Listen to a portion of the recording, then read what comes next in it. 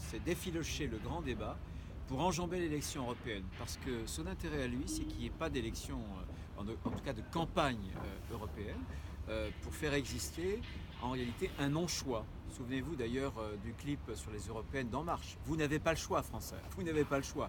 Le seul choix qu'on vous donne, c'est Mme Le Pen ou la liste de M. Macron. Eh bien non, justement, ce non-choix-là, nous le refusons.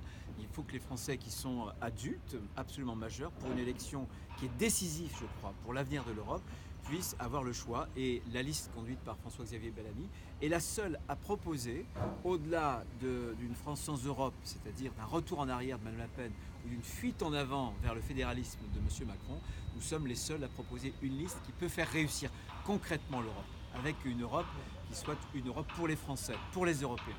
Il veut brouiller les cartes.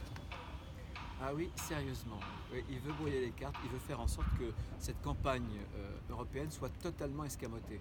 Alors, on a eu déjà une présidentielle totalement escamotée. Si maintenant on a en plus une élection européenne, en tout cas une campagne qui l'est aussi, ça posera un vrai problème parce que ensuite ça crée d'énormes frustrations.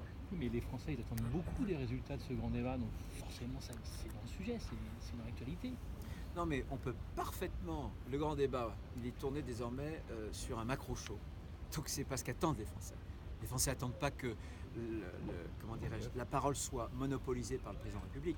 Ils attendaient plutôt qu'on leur restitue la parole. Maintenant, il va falloir prendre des décisions. Mais il y a une campagne. Et cette campagne, encore une fois, on ne doit pas l'enjamber. Merci. Merci beaucoup.